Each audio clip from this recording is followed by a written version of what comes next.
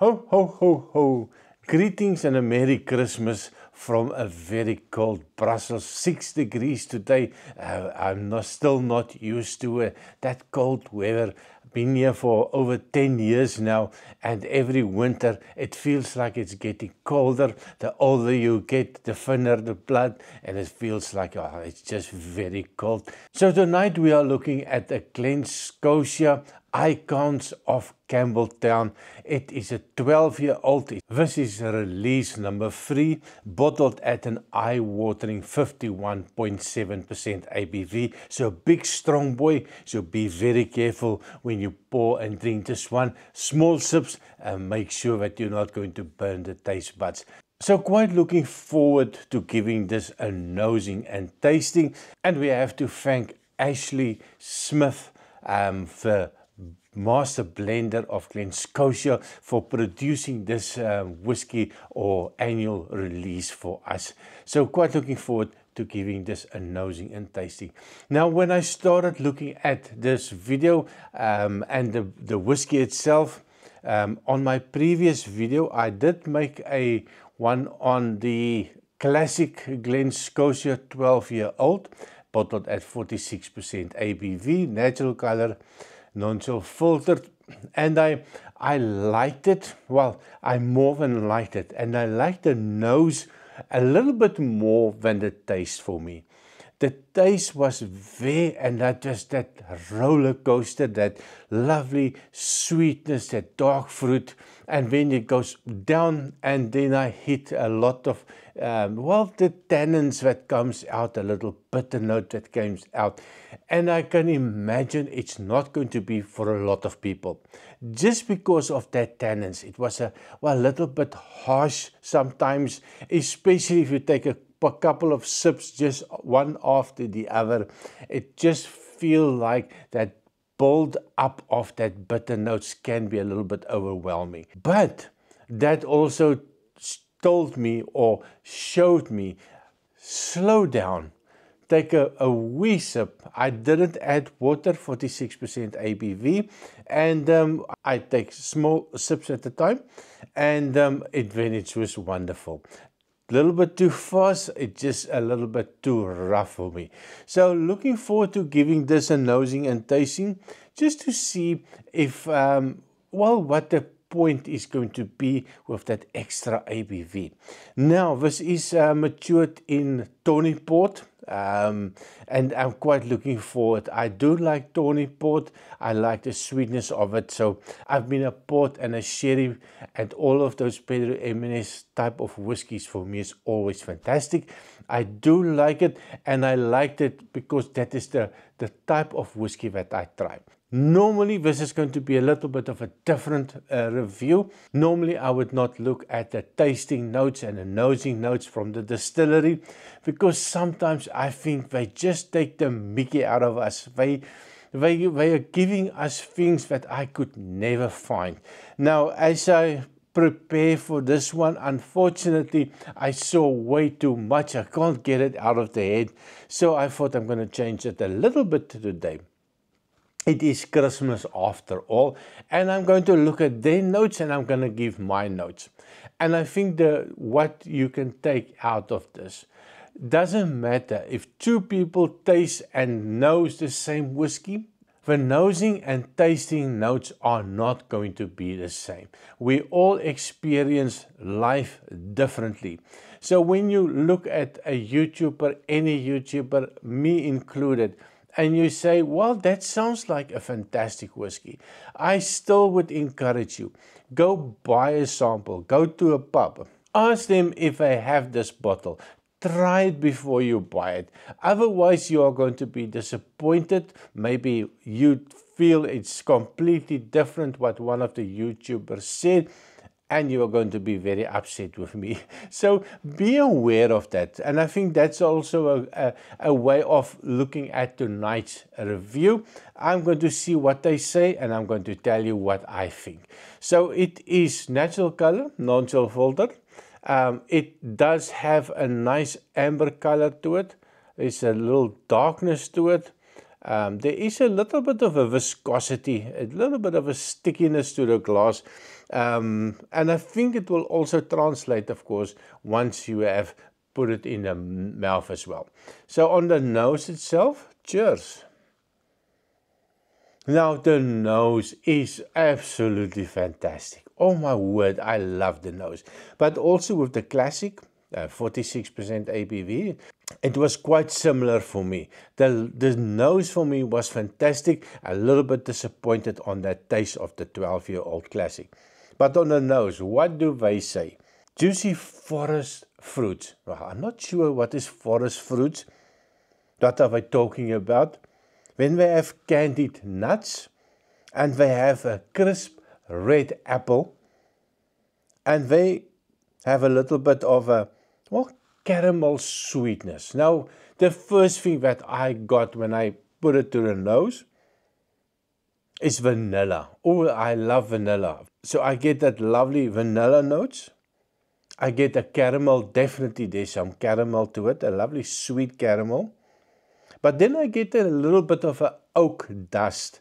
Now my dad made furniture all his life, and he had all this machinery in the garage, and that's dusty. There's always some dust in the air. As soon as you come into the garage, you hit with that dust, that oak dust. It's the only thing that he used to work with was fresh oak, and definitely I get that on the nose as well. So that means my memory goes back to South Africa many years ago, and that I smelled then is now coming into my head, and that is what I associate this drink with. So definitely that's how this works in real life as well. So I get that vanilla. Now they talk about candied nuts. Now the first thing that came to my mind is many years ago, still working in South Africa, they had this bakery and they had pecanut pies. Oh my word, it is so sweet. If you have one of these small little pecanut pies, your sugar level spikes like crazy, but it was lovely. That sweet pecanut pies is just fantastic. Now I get a hint of that. So I can see that work with the candied nuts as well. So a little bit similar. The sweetness is just lovely. It is very sweet on the nose. Not getting any of the apple notes. Not getting any of the apple notes. But the alcohol, as soon as you wake it up a little bit, that's 51.7 if I remember correctly. Getting old. It does pack a punch. It is like it bursts in the nose, a little ethanol note that comes in. So don't shake this whiskey. Don't do the unhealthy thing and do the shaky. No. Let it settle down. Let it just mellow out and let it cool down so that you can go to the nose. And then you are left with a really lovely sweetness that comes in and a boldness if you do wake it up a little bit. And of course we have to taste it as well. Cheers.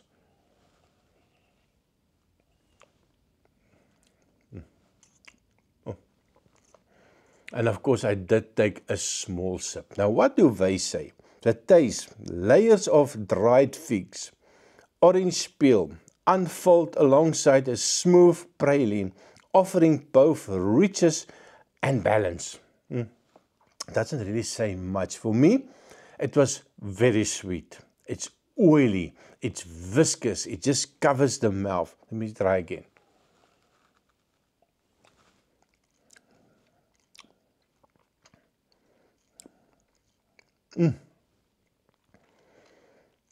It's quite similar taste-wise as the 12-year-old classic. You are hit with that sweetness. There's an oiliness that comes through, and when you are on the roller coaster, up and up and up, and that sweetness is there, it's lovely.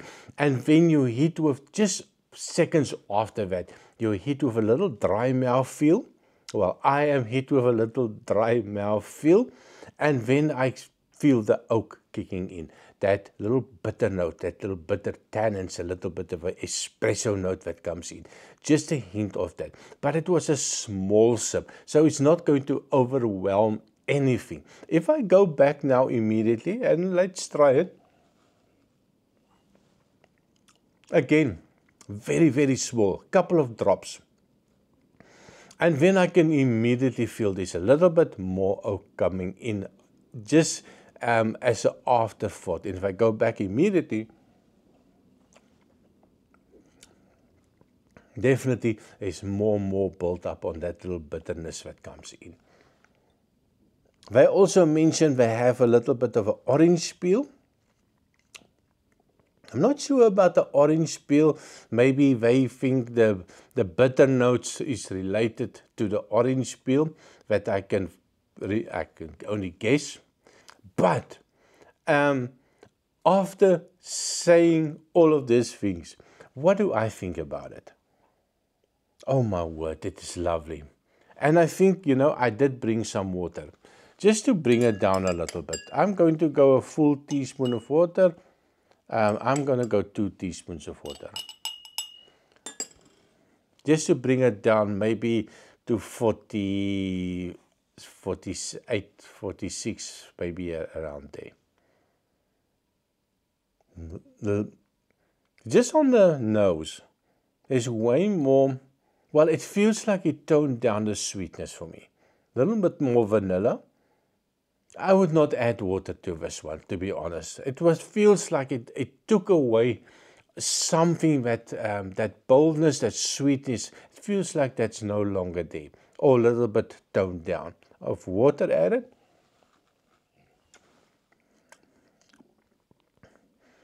Oh my word, that is a nice whiskey. And let me just try it.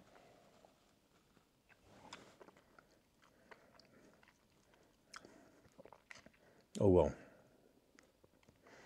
I think this is a type of whiskey that loves a little bit of water. That oakiness, that bitter note, it feels like it has been halved already by just adding a little bit of water. That bitter notes is not so predominant anymore. It's lovely, it's sweet, it's friendly. That raisins, dark fruits coming through, that little bit of a well, I think a little bit of a espresso note, just a hint of that in the end. Even a little bit of a dark chocolate note. Last sip. Oh, absolutely. Now, it's almost that time of the year to pick my whiskey 2025 whiskey of the year. Now, in the beginning of the year, I ventured my toes into a Glenallachie 12-year-old. It is standing here somewhere, absolutely fantastic. And I thought that is going to be my whiskey of the year. But you know, my channel, I can do what I want. And I'm realizing that, well, it's maybe a time to reevaluate 2025 and picking a whiskey that will be the final answer to many people's questions. What is my whiskey of the year? But of course, you have to like, share, and subscribe if you want to get the notification on my whiskey of the year competition. What would I pick? Well, leave in a comment, what do you think I would pick as my whiskey of the year? So thank you very much for watching. Please remember to like, share, and subscribe. And as you see, we are almost at 3,000 subscribers. Hopeful that we can get it before the end of the year. So thank you very much, and I see you next time. Cheers.